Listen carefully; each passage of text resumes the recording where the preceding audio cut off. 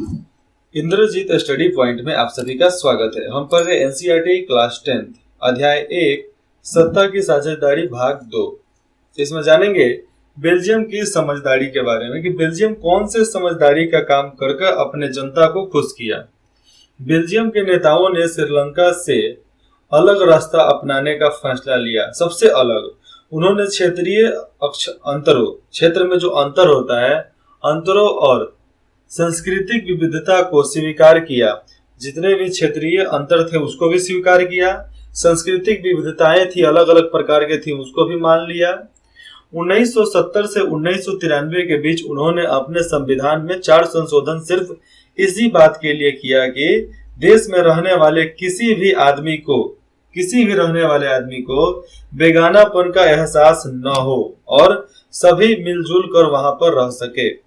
Belgium वालों ने इसके लिए जो नया फैसला मिलजुल कर चलने का था, इसके लिए जो व्यवस्था की वह बहुत ही कल्पनाशील थी। मतलब एक तरह से सपना था, वो कल्पना था किसी का, लेकिन उसको सच करके दिखा दिया तथा कोई और देश ऐसा नहीं कर पाया है। कैसा? बेल्जियम के मॉडल विशेष जानकारियों के लिए देखे बॉक्स नीचे होगा, उसको देखना है कि कुछ मुख्य बातें निम्नलिखित उसमें लिखा गया है। पहला संविधान देखते हैं क्या बदलाव किए थे। संविधान में इस बात का स्पष्ट प्रावधान है कि स्पष्ट लिखा हुआ है कि केंद्र सरकार में पार्लियामेंट में जो भी बैठेगा, डच और फ्रेंच भाषी मंत्रियों की संख्या सामान्य होगी। डच हो चाहे फ्रेंच भाषा बोलने वाले, उन सब के जितने भी मंत्री होंगे वो एक समान होंगे। मतलब 36 इधर के तो 36 उधर के, ना कम ना ज्यादा। कुछ विशेष कानून तभी बन सकते हैं जब दोनों भाषा बोलने वाले लोग के सांसदों, जितने भी सांसदों का बहुमत उसके पक्ष में हो, दोनों पक्षों का सांसद उसके पक्ष में होगा, बहुमत होगा, तबे जाकर कोई भी कानून पास होगा। इस प्रकार किसी एक समुदाय के लिए एक तरफा फैसला नहीं कर सकता है और कोई एक समुदाय किसी एक समुदाय के लिए एक तरफा फैसला नहीं कर सकता है। ऐसा किसी भी देश में नहीं है। आज मिला लो, विश्व में ऐसा कोई भी देश नहीं है जो इस कदर का फैसला लिया होगा। कि हर जगह पे कुछ निर्वाचन क्षेत्र है लेकिन पूरा नहीं है निर्वाचन क्षेत्र। केंद्र सरकार की अनेक शक्तियां, दूसरा है केंद्र सरकार के अनेक शक्तियां देश के 2 इलाकों की क्षेत्रीय सरकारों को सुपुर्द कर दी गई है। मतलब दोनों में से बांट दी गई है।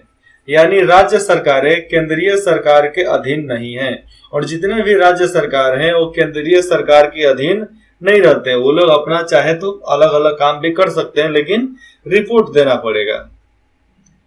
तीसरा देखते हैं, ब्रुसेल्स जो राजधानी थी बेल्जियम के, तो ब्रुसेल्स में अलग सरकार है। कौन है? ब्रुसेल्स में अलग सरकार है। क्यों सरकार वहां पर अलग है? क्योंकि वहां पर केंद्रीय सरकार थी। वो समझ लो ब्रुसेल्स एक तरह से मतलब केवल केंद्र सरकार के अधीन आता था, बाकी किसी भी राज्य में नहीं आता था।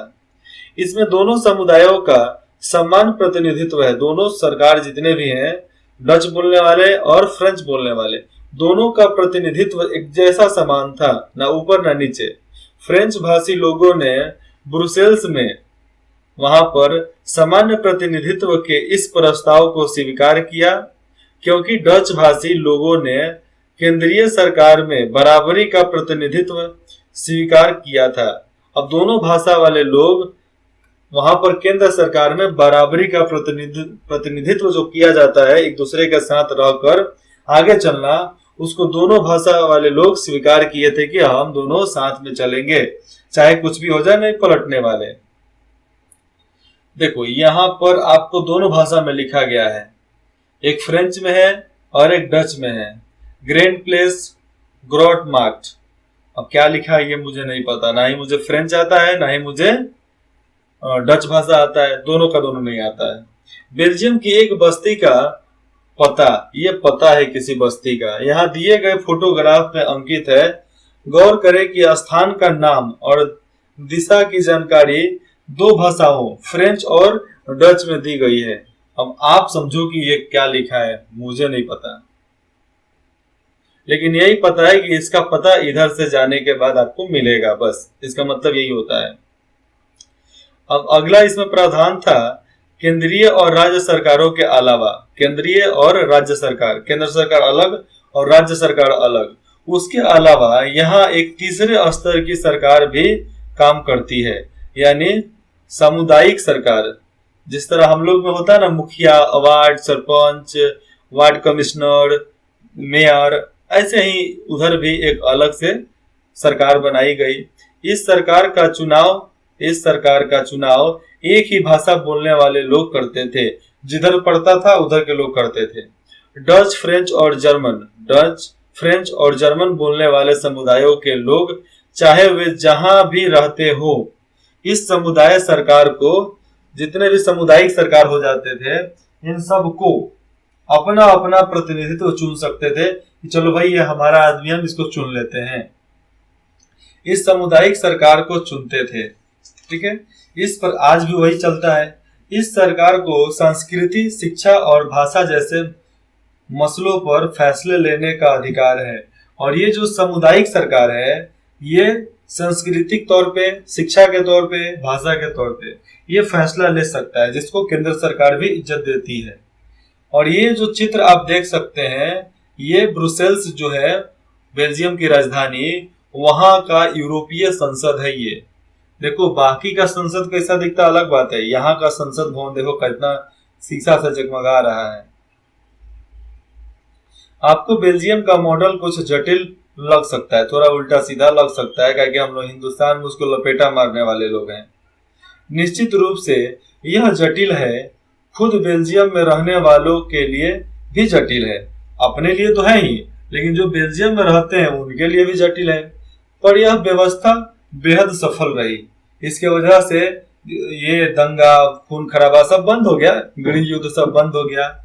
इसके मुल्क में, अब देखो यहाँ से, इससे मुल्क में बहुत ज्यादा गृह युद्ध की आकांक्षाओं पर विराम लग गया। जो मुल्क के अंदर, देश के अंदर जो गृह युद्ध चल रहा था वो खत्म हो गया।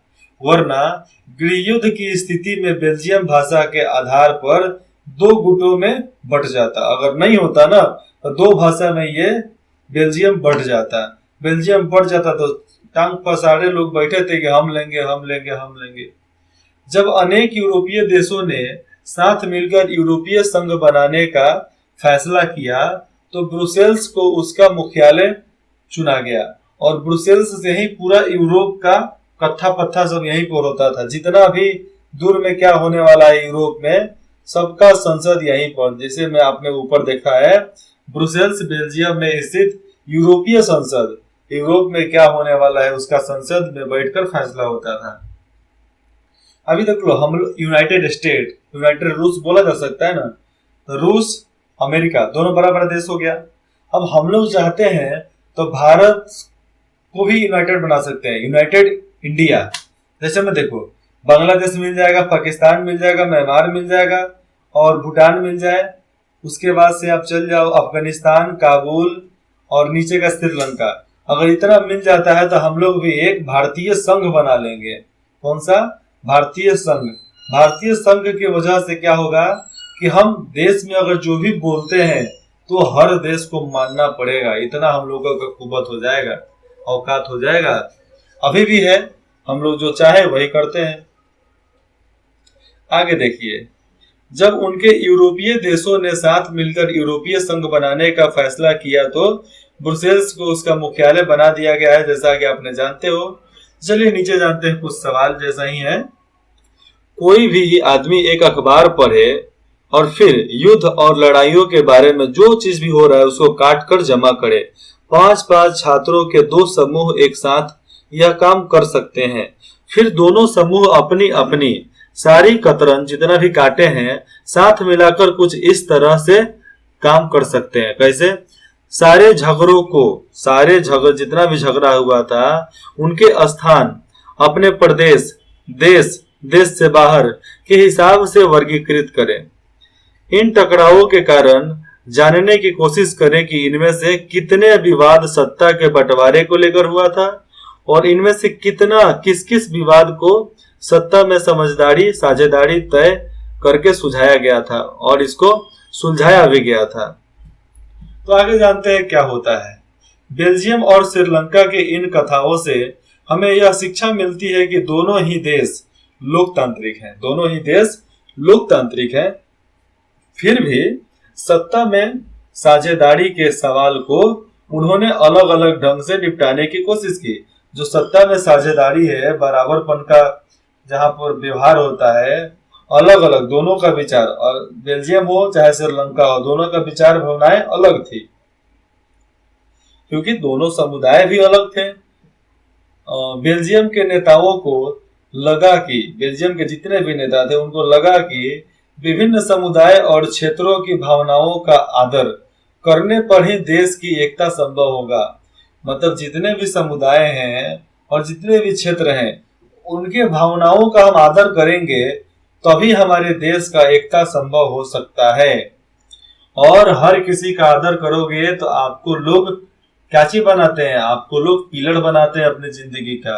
तो किसी के जिंदगी का पिलर बनो, लेकिन लोग पिलर को ही तोड़ने चल देते हैं तो अलग बात हो जाती है। इस एहसास के जो एहसास होता है, इस एहसास के चलते दोनों पक्ष सत्ता में साझेदारी करने पर सहमत हुए, और यही एहसास हुआ कि दोनों के भावनाओं का आदर हम करेंगे।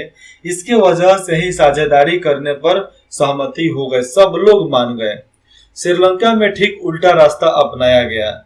इससे यह पता चलता है कि अगर बहुसंख्यक समुदाय दूसरे पर प्रभुत्व कायम करने और सत्ता में उनको हिस्सेदारी न बनाने का फैसला करता है, तो इससे देश की एकता के संकट में बहुत ज्यादा दरार पड़ जाता है, संकट में पड़ सकती है देश।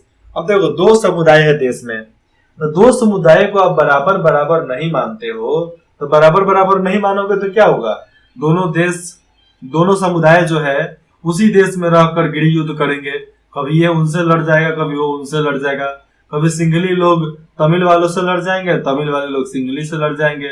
अब देखो, वहां पे था कि संगली में बौद्ध लोग थे, लेकिन तमिल में हिंदू भी थे, मुसलमान भी थे, और ऊपर से ईसाई भी थे। और ईसाई जितने थे सब प्रसिद्ध पहुंचे हुए आदमी थे, पहुंचे हुए फकीर थे वो तो। इसीलिए सबके फैसला को समझो, सुनो, और उनके भावनाओं को समझो, उनका आदर करो, तो अपने देश की एकता बराबर हो सकती है। चलिए, इसके चलते मैं भारत की बात बता देता हूँ। भारत में जब आयरन पुरुष कौन है, अभी सरदार वल्लभ भाई पटेल जी। तो सरदार वल्लभ भाई पटेल आज हिंदुस्तान को एक करने में अपना जी जान लगा दिए थे। इसीलिए उनका यूनिटी का उनका प्रतिमा बना हुआ है गुजरात में। आप देखे हो ना, यूनिटी मतलब उनका बड़ा सा स्टैचू, सबसे बड़ा है देश में। इतना बड़ा है कि 3300 फीट इतना ही कुछ है, मुझे ठीक से याद नहीं है। लेकिन कभी आप जाओ घूमने वहां पर, मालूम चलेगा एकता के लिए इन्होंने क्या क्या किया था, सब लिखा हुआ है ना वहां पे। तो चलिए आगे जानते हैं, सत्ता की साझेदारी क्यों, मतलब सत्ता में साझेदारी क्यों जरूरी है। ठीक है, इस प्रकार सत्ता के बंटवारे के पक्ष में दो तरह के तर्क दिए जा सकते हैं। पहला, सत्ता का बंटवारा ठीक है, सत्ता का बंटवारा कर देते हैं, ठीक है, क्योंकि इससे विभिन्न सामाजिक समूहों के बीच टकराव का आदेश कम हो जाता है और आशंका भी कम हो जाता है।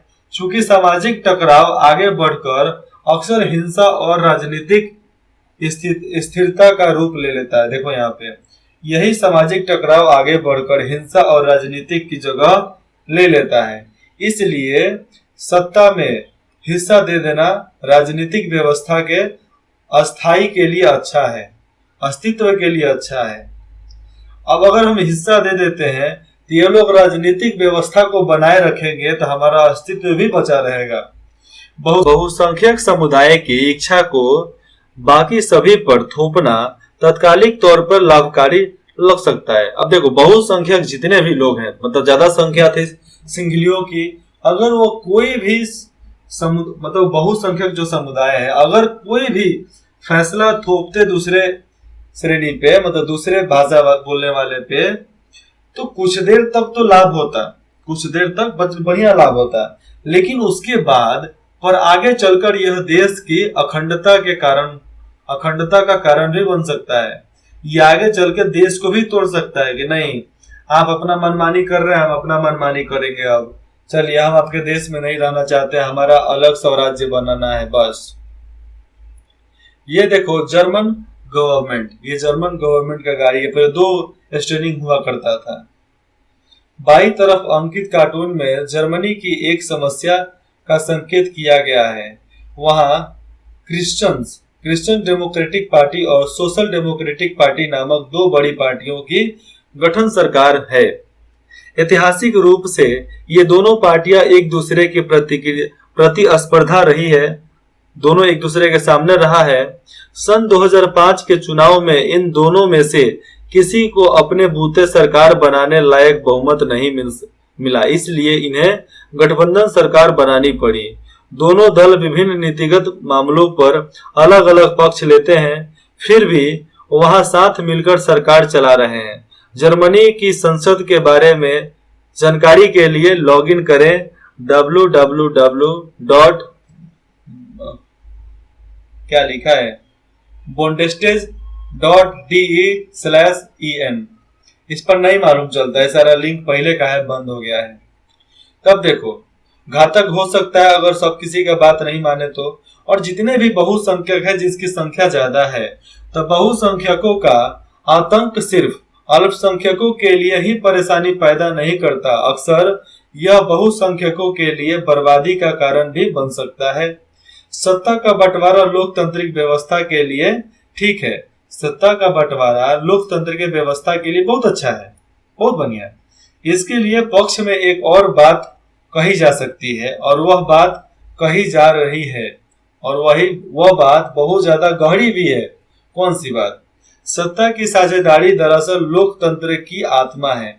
अगर सत्ता में बांट देते हैं हर किसी को, तो लोकतंत्र को बनाए रखने के लिए आगे बहुत अच्छा काम करेंगे। लोकतंत्र का मतलब ही होता है कि जो लोग इस शासन व्यवस्था के अंतर्गत उन्हें बीच सत्ता को बांटा जाए, मतलब उनके बीच सत्ता को बांट दिया जाए, ठीक है।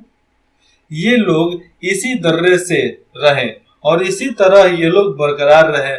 मतलब समझो कि सत्ता में अलग अलग क्षेत्र बांट दिए जाते हैं कि आप इस क्षेत्र के सांसद हैं, इस क्षेत्र के विधायक हैं, इस क्षेत्र के मुखिया हैं, इस क्षेत्र के वार्ड हैं, इस क्षेत्र के सरपंच हैं, इस क्षेत्र के मुख्यमंत्री हैं, आप हाई डिपार्टमेंट के मंत्री हैं, आप यहाँ के प्रधानमंत्री हैं, आप यहाँ के केंद्रीय मंत्री हैं, आप यहाँ का राज्य मंत्री हैं, आप यहाँ का स्टेट मंत्री नहीं, वो क्या बोलते हैं उसको, शिक्षा मंत्री, अलग अलग प्रकार के मंत्री होते हैं। आप यहाँ के रक्षा मंत्री हैं, आप यहाँ के गृह मंत्री हैं, आप यहाँ के राष्ट्रपति हैं।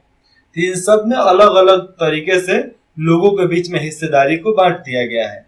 इसलिए वैध सरकार वही है जिसमें अपनी भागीदारी के माध्यम से सभी समूह शासन व्यवस्था से जुड़ते हैं।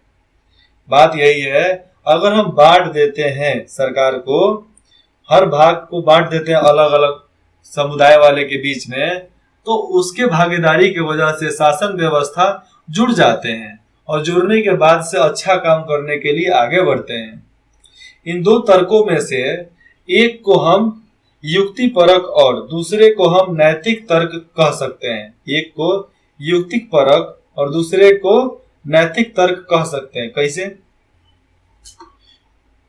युक्तिपरक या समझदारी का तर्क, युक्तिपरक या समझदारी का, दोनों का मतलब एक ही होता है, युक्तिपरक या समझदारी। तो इसमें मतलब आप विवेक से अपना काम करते हो, उसी का तर्क लाभ कर परिणामों पर जोर देता है कि आप कितना लाभ के लिए आगे बढ़ रहे हैं। जबकि नैतिक तर्क सत्ता के बंटवारे के अंतर्भूत महत्व को बढ़ाता है। और जो नैतिक तर्क जो होते हैं ना, सत्ता के बीच में जो अंतर्भूत होता है, मतलब जो सत्ता के बीच में छोटे छोटे गलतियां, छोटे छोटे गड़बड़े होते हैं, छोटे छोटे कानून पास कराने होते हैं, तो ये सबसे महत्व वाली बात होती है। चलिए यहाँ पर जानते हैं, एनीते बेल्जियम की उत्तरी इलाके के एक डच माध्यम के स्कूल में पढ़ती थी। फ्रेंच बोलने वाले उसके अनेक स्कूली साथी चाहते हैं कि पढ़ाई फ्रेंच में ही हो और सेल्वी श्रीलंका की राजधानी कोलंबो, और श्रीलंका की राजधानी है कोलंबो। कोलंबो के एक स्कूल में पढ़ती है वह, और उसके स्कूल के बहुत से दोस्त हैं, जितने भी दोस्त हैं तमिल भाषी हैं, तमिल बोलते हैं, ठीक है। और उनके माता पिता पढ़ाई का माध्यम तमिल ही रखना चाहते हैं, इसलिए तो अच्छा है तमिल में पढ़ते हैं, तमिल में पढ़ो। अब देखो यहाँ पर एक है, कौन सी सरकार एनीते और सेल्वी के माता पिता की इच्छा पूरी कर सकती है? और वो कौन सरकार है? भारत में भेज दो, हम लोग हिंदी पढ़ा के भेज देंगे यार, न इधर के न उधर के, हम डायरेक्ट हिंदी पढ़ा के भेज देंगे। किसे सफलता मिलने की संभावना अधिक है और क्यों है, ये बताना है। आप ये सवाल है, आप इसको खुद से जवाब कर सकते हो।